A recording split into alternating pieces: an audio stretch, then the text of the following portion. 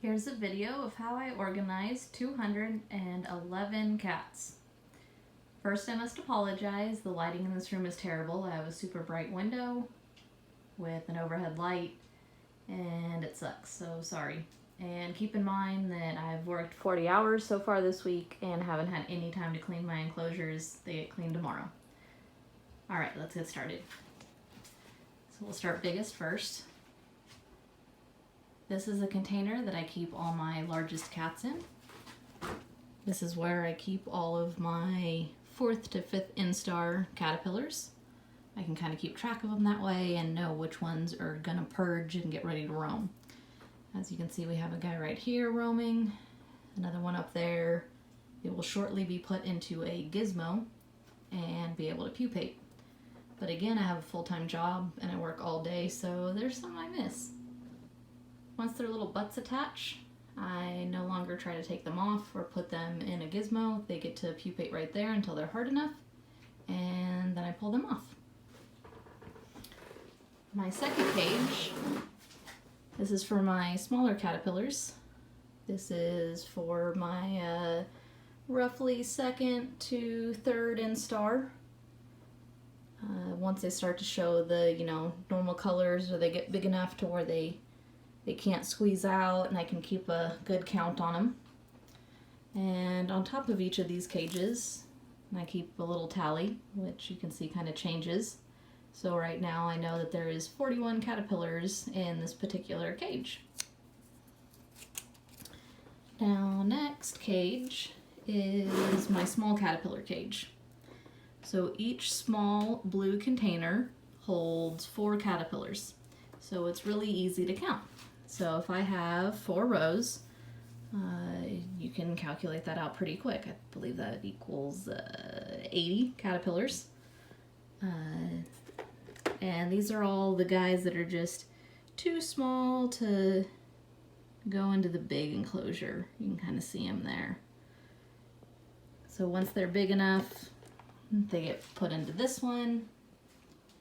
Once they're 4th, 5th instar, then I put them into this guy. And this is the cage I know to watch to put them in gizmos when I can. And even with 211 caterpillars, I still have 1 cage ready to go just in case. Because I have a feeling all these little guys are going to go all at the same time. Another little helpful thing I've acquired recently, this little organizing cabinet. And I can pre-cut all my paper towels and keep everything together. All my gizmo supplies. And this drawer in particular. So every day I take out the ones that have made their chrysalis and I put them over in this pile, which we'll get to that in a second. And these are all the new chrysalis. These are all the ones that have attached but haven't made a chrysalis yet. So I'll remove these guys. I'll check these guys. I'll open them up. They should already be attached. I move them to here. And then I bring in those new fresh caterpillars that haven't attached and I put them in this row. That way I always kind of have like a rotating thing going. And once they've made their chrysalis, they get moved out. Before they attach, they keep their tops on. It also helps me keep organized with all my, clean containers versus dirty containers, my little vacuum to get all the frass out. And same thing with my water containers. We got my clean ones up here, right in here in the rack, stay clean. These are all the dirty ones. So next time I do a load in the dishwasher, they will go in there. And now you can start kind of seeing my chrysalis. If they have formed on fennel and I haven't been able to get them in a gizmo fast enough, I try to cut them out and I tape them up here. That way they can make their chrysalis and not get attached to or eaten or something else. If they're in the gizmo, then they come over here. And so they get right here.